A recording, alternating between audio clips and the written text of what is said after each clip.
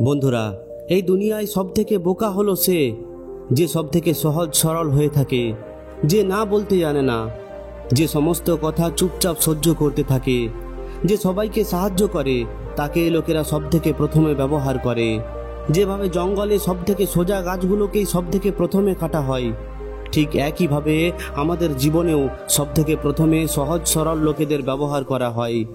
এই জন্য আজ আমি আপনাদের 10টি এমন পদ্ধতির ব্যাপারে বলতে চলেছি, যেগুলোকে জানার পর আপনি খুবই চালাকির সঙ্গে কথা বলতে শিখে যাবেন আর একটি বুদ্ধিমান ব্যক্তি হয়ে উঠবেন। তো আসুন শুরু করা যাক। তার আগে যারা এখনো পর্যন্ত আমাদের এই ইনসাইড ইয়োরসেলফ চ্যানেলটি সাবস্ক্রাইব করেননি, তারা অবশ্যই সাবস্ক্রাইব করে নিন। সবথেকে প্রথম পদ্ধতি হলো শুনতে শেখো। সবথেকে চালাক লোকেরা সবথেকে কম কথা বলে। যদি তুমি চাও যে লোকেরা তোমার কথা শুনুক, তাহলে সবথেকে প্রথমে তোমাকে তার কথা শুনতে হবে। আজকাল সবাই সবাইকে বলতে চায়, কিন্তু শুনতে কেউই চায় না। আমাদের এখানেই চালাক লোকেরা বাজি দিয়ে ফেলে। তুমি কি জানো সবথেকে ক্ষমতাবান লোক কে? যে সবার কথা শুনে নেয় আর নিজের কথা সময় এলে বলে। যখন তুমি কাউকে শোনো, তখন তুমি শুধুমাত্র তার শব্দ নয়, তার ভাবনাকেও বুঝে ফেলো। তুমি তার মস্তিষ্কের পরিকল্পনাকে বুঝতে পারো। আর যখন তুমি বুঝে যাও যে সামনের ব্যক্তি কি ভাবছে, তখন তোমার ক্ষেত্রে তাকে মানিয়ে তোলা খুবই সহজ হয়ে যায়। যেমন ভগবান শ্রীকৃষ্ণ করেছিলেন। মহাভারতের আগে যখন অর্জুন ভেঙে পড়েছিল, ভয় পেয়েছিল, তখন কৃষ্ণ প্রথমে কোনো কিছুই বলেননি, শুধুমাত্র শুনে গিয়েছিলেন অর্জুনের মনের কথাকে, তার ভয়কে, তার প্রশ্নকে। এরপর তিনি যেটা বলেছিলেন সেটা গীতা রূপে ইতিহাস তৈরি হয়ে গিয়েছিল। তাই পরের বার যখন কারোর সঙ্গে কথা বলবে, তখন বলার আগে একটুক্ষণ চুপ থেকো, একটু শোনো, বোঝো, এরপর বলো। বিশ্বাস করো, এই চুপ থাকায় তোমার সবথেকে বড় চালাক উত্তর হবে। মনে রাখবে যে কোনো কথা তখনই প্রভাব ফেলে যখন সঠিক সময়, সঠিক ব্যক্তি এবং সঠিক চিন্তাভাবনার সঙ্গে বলা হয়। আর এটা তখনই হবে যখন তুমি শুনতে শিখবে। দ্বিতীয় পদ্ধতি হলো লোকেদের মন জিততে শেখো। যে কোনো কাজ নিজে নিজেই হয়ে যাবে। এই দুনিয়ায় যে কোনো ব্যক্তির একটি জিনিস সবথেকে বেশি পছন্দ, সেটা হলো তার নিজের গুরুত্ব। যদি তুমি কারোর দ্বারা কোনো কাজ করাতে চাও, তাহলে সবথেকে প্রথমে তাকে এটা অনুভব করাও যে সে তোমার জন্য খুবই দরকারি। মনে রাখবে, লোকেরা তোমার কথাকে ততক্ষণ পর্যন্ত শুনবে না যতক্ষণ তার এটা অনুভব না হচ্ছে যে তুমি তাকে বোঝো। তুমি যদি কারোর থেকে কোনো সাহায্য চাও, তাহলে সোজাসুজি বলবে না। প্রথমে তার প্রশংসা করো, তার হালচালের ব্যাপারে জিজ্ঞাসা করো। একটি ছোট্ট অভিনন্দন, একটি সত্যিকারের প্রশংসা, যে কারণ মনের তালা খুলে দিতে পারে। কিন্তু মনে রাখবে, পরে ওই প্রশংসা মিথ্যা হওয়া চলবে না, না হলে ওই ব্যক্তি তোমার থেকে অনেক দূরে চলে যাবে। যেমন যদি তোমার কোনো বন্ধু একটি নতুন পোশাক পরে আসে, তাহলে এটা বলবে না যে বাহ, নতুন ধরনের পোশাক। এর বদলে এটা বলো, আরে ভাই, আজ তো তোর ব্যক্তিত্বটাই সম্পূর্ণ আলাদা দেখাচ্ছে, দারুণ মানিয়েছে। প্রশংসা ওই ব্যক্তির করো, কোনো জিনিসের নয়। যখন লোকেরা তোমার সঙ্গে থেকে ভালো অনুভব করবে, তখন তারা তোমার জন্য যে কোনো কিছু করতে তৈরি হয়ে যাবে। এটাই হলো মানুষের স্বভাব। যেখানে সম্মান পাওয়া যায়, সেখানেই সময় এবং পরিশ্রম দেওয়া যায়। তাই যদি কাউকে দিয়ে কাজ করাতে হয়, তাহলে সবথেকে প্রথমে তার মন যেত। এরপর দেখো কিভাবে রাস্তা নিজে নিজেই তৈরি হয়ে যাবে। তৃতীয় পদ্ধতি হলো কম বলো, কিন্তু এমন বলো যেন সোজাসুজি মন এবং মস্তিষ্কে লাগে। এটাই হলো আসল চালাকি। আজকাল লোকেরা ভাবে যে সে যদি বেশি কথা বলে, তাহলে তাকে বেশি বুদ্ধিমান বলে মনে হবে। কিন্তু আসলে যে ব্যক্তি কম শব্দে অনেক বড় কথা বলে ফেলে, সেই হলো সবথেকে বড় চালাক। মনে রাখবে, অনেক দীর্ঘ কথাবার্তা লোকেদের বিরক্তিকর করে ফেলে, কিন্তু ছোট এবং গভীর কথা লোকেদের মনে গেঁথে যায়। তুমি যদি কারোর সঙ্গে কথা বলছো আর তোমাকে 5 মিনিটে নিজের কথা শেষ করতে হতো, কিন্তু তুমি সেটাকে 15 মিনিট সময় লাগাচ্ছ, তাহলে বুঝে নাও তুমি নিজেই নিজের ক্ষতি করছো। যে ব্যক্তি বলার সময় ভাবে, সে সেটাই বলে যেটা দরকারি হয়ে থাকে। কিন্তু যে ব্যক্তি চিন্তা ভাবনা না করেই বলে, সে সমস্ত কিছু বলে ফেলে, শুধুমাত্র ওই কথাটি ছাড়া যেটা সামনের ব্যক্তির বোঝা দরকার ছিল। কথা বলার গুরুত্ব হলো এটাই, কম শব্দে অনেক বেশি প্রভাব ফেলা। মূর্খের পরিচয় এটা নয় যে সে কি বলছে, আসল পরিচয় হলো এটা যে সে কখন চুপ থাকে। তাই নিজের কথায় দম রাখো, কথার দীর্ঘতায় নয়, গভীরতায়। কম বলো, কিন্তু এমন বলো যাতে সামনের ব্যক্তি দাঁড়িয়ে শোনে, আর তোমার বলা শব্দগুলিকে যেন সে ভুলতে না পারে। মনে রাখবে, শব্দ কম হোক কিন্তু প্রভাব যেন বেশি হয়। এটাই হলো আসল বুদ্ধিমত্তা। চতুর্থ পদ্ধতি হলো বলার পদ্ধতি পরিবর্তন করো। শব্দ সেটাই থাকবে, কিন্তু তার প্রভাব 100 গুণ বেড়ে যাবে। এমনটা কি কখনো ভেবেছো, দুটি লোক একই কথা বলে, কিন্তু একজনের কথায় লোকেরা প্রভাবিত হয়ে পড়ে আর অন্যজনের কথা হাওয়ায় মিলিয়ে যায়? কেন? কারণ পার্থক্য শুধুমাত্র শব্দের মধ্যে নয়, পদ্ধতির মধ্যে থাকে। তুমি যা কিছুই বলো, যদি তোমার আওয়াজের মধ্যে আত্মবিশ্বাস না থাকে, যদি তোমার চেহারায় ভয় এবং ইতস্তত বোধ ফুটে উঠছে, তাহলে সামনের ব্যক্তি তোমার কথাকে গুরুত্ব দেবে না।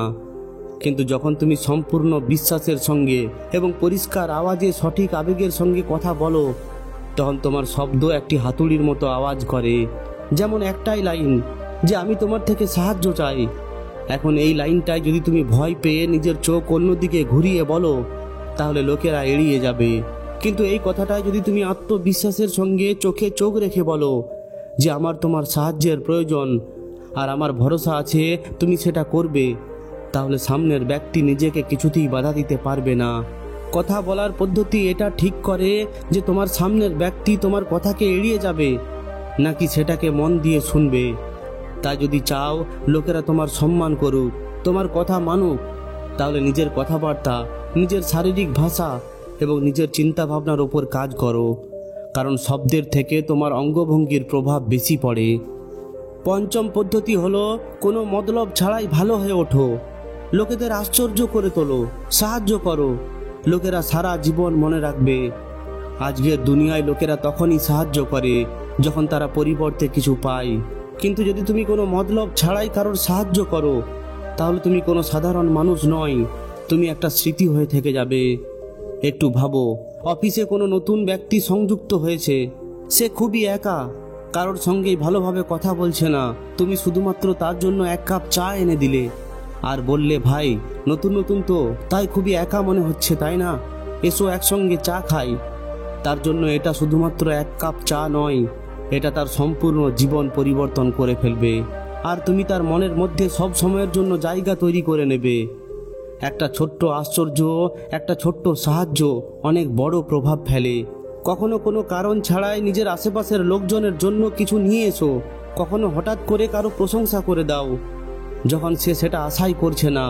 এই ধরনের মুহূর্ত লোকেরা সহজে ভোলে না।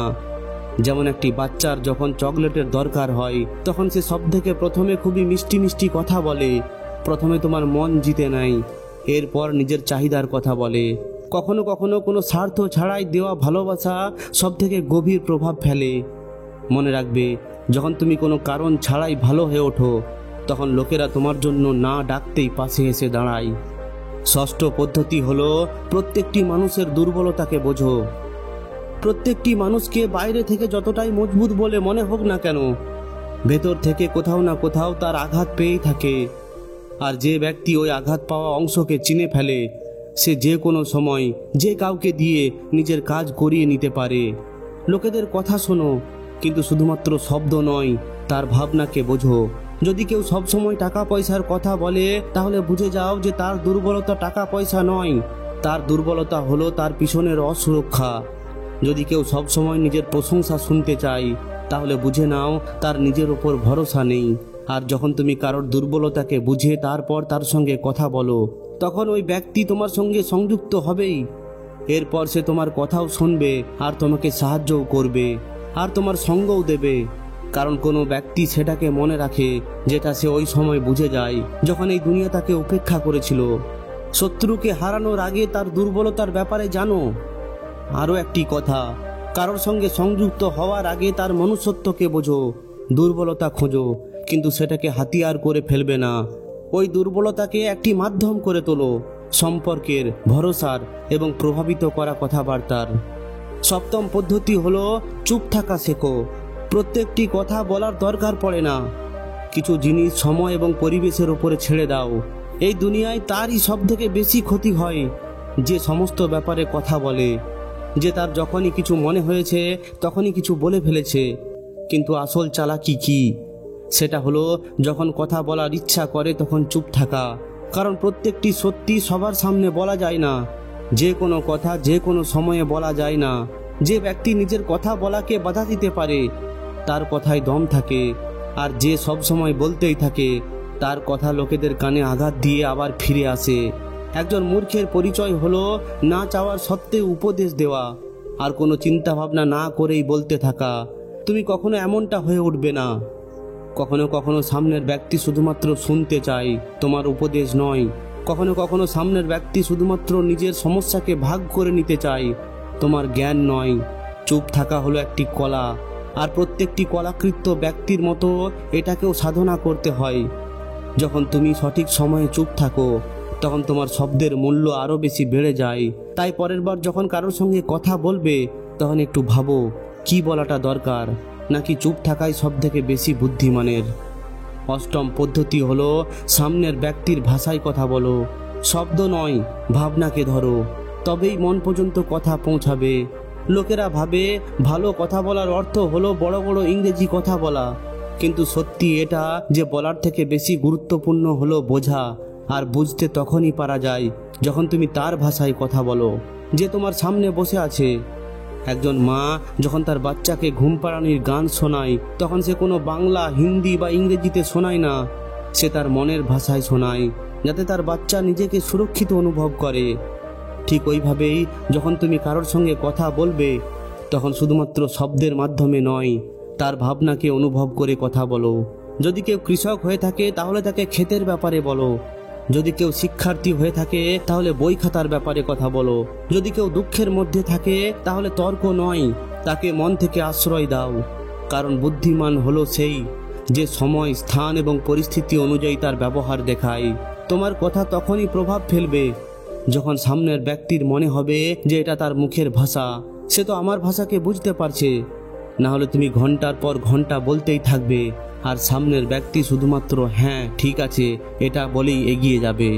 শব্দ মনে থাকে না, কিন্তু ভাবনা সব সময় মনের মধ্যে বসে যায়। তাই পরের বার যখন কারোর সঙ্গে কথা বলবে তখন মস্তিষ্কে নয়, তার মনের সঙ্গে সংযুক্ত হও। নবম পদ্ধতি হলো সবাইকে নিজের গুরুত্ব অনুভব করাও। লোকেরা তোমার কথা তখনই শুনবে যখন তাদের এটা মনে হবে যে সত্যি এটা গুরুত্বপূর্ণ। মানুষের খাবারের আগে যদি কোনো জিনিসের দরকার থাকে তাহলে সেটা হলো নিজের গুরুত্ব। যখন তুমি কারোর সঙ্গে কথা বলবে তখন শুধুমাত্র এটা ভাববে না যে তোমাকে শুধু নিজের কথায় রাজি করাতে হবে। প্রথমে এটা অনুভব করাও যে তুমি নিজের কাছে খুবই গুরুত্বপূর্ণ। লোকেরা ততক্ষণ পর্যন্ত তোমার কথা শোনে না যতক্ষণ না তাদের এটা মনে হচ্ছে তুমি তাকে শুনছো। অনেক বড় বড় প্রতিষ্ঠানেও এটাই যাচাই করা হয়ে থাকে। প্রত্যেকটি মানুষের মধ্যে একটি ছোট্ট বাচ্চা লুকিয়ে থাকে যেটা চায় যে তার প্রশংসা হোক, তার থেকে উপদেশ নেওয়া হোক। যখনই কারোর সাথে কথা বলবে তখন তাকে জিজ্ঞাসা করো, তার সাহায্য নাও, তার প্রশংসা করো, নকল নয়, মন থেকে। কারণ যখন তুমি কোনো ব্যক্তিকে খুবই গুরুত্ব দাও তখন সে তোমার কাছে এসে দাঁড়ায়। প্রশংসার থেকে বড় ঘুষ কোনো কিছুই হতে পারে না, আর কাউকে গুরুত্ব দেওয়ার থেকে বড় কোনো সম্পর্কই হয় না। তাই পরের বার যখন কারোর সঙ্গে কথা বলবে তখন তার গুরুত্ব তাকে অনুভব করাও। এরপর দেখবে সে নিজেই তোমার জন্য রাস্তা তৈরি করে দেবে। সর্বশেষ এবং দশম পদ্ধতি হলো সামনের ব্যক্তিকে জিততে দাও, কিন্তু আসল জিত যেন তোমারই হয়। এটাই হলো কথা বলার সবথেকে বড় চালাকি। এই দুনিয়ায় সমস্ত মানুষের মনে হয় যে সেই সঠিক, সবাই নিজের জিতকেই ভালোবাসে, আর এটা কেউই চায় না যে তাকে কেউ হারিয়ে দিক। তাই যখন তুমি কারোর সঙ্গে কথা বলবে তখন সবসময় এটা ধ্যান রাখবে, প্রত্যেকবার তর্কে জিতে যাওয়া জরুরি নয়, সম্পর্ক বাঁচানো হলো সবথেকে গুরুত্বপূর্ণ। বুদ্ধিমত্তা এটাই যে যখন তর্ক করবে তখন এক ধাপ পিছনে চলে যাও, যাতে করে সামনের ব্যক্তি এটা ভাবে যে আমি জিতে গেছি, কিন্তু ভেতরে ভেতরে তোমার কাজও হয়ে যাবে। কখনো কখনো হেরে যাওয়া দেখাতে হয় যাতে করে জিতে ওঠার মাটি তৈরি হতে পারে। যেমন একটি শিকারী একটু পিছিয়ে যায় যাতে করে শিকার তার জালের মধ্যে নিজেই চলে আসে, ঠিক ওইভাবেই একজন চালাক মানুষ সামনের ব্যক্তিকে জিতিয়ে নিজেই নিজের আসল জিত সুনিশ্চিত করে। কখনো কখনো যদি তুমি কারোর কথা মেনে নাও তাহলে সে তোমাকে সম্মান করবে। এরপর যখন সময় আসবে তখন সে তোমার কথা না ভেবেই মেনে নেবে। তাই লোকেদের জিততে দাও, কিন্তু নিয়ন্ত্রণ নিজের কাছে রাখো। এটাই হলো চালাকির সঙ্গে কথাবার্তা বলা। আর অবশেষে আমার এই কথাটি মনে রেখো, মানুষের শব্দই হলো সবথেকে বড় হাতিয়ার। এই হাতিয়ার যদি একবার চালাতে শিখে যাও তাহলে জিতে যাবে। না হলে লোকেদের কি, তারা তো আছেই তোমার ফায়দা তোলার জন্য। তো বন্ধুরা, যদি এই ভিডিওটি থেকে আপনি একটুকুও শিক্ষা পেয়ে থাকেন তাহলে অবশ্যই একটি লাইক ও শেয়ার করে দিন। আর যদি এই ধরনেরই আরও শিক্ষামূলক ভিডিও পেতে চান তাহলে আমাদের এই চ্যানেলটিকে অবশ্যই সাবস্ক্রাইব করে নিন। ধন্যবাদ।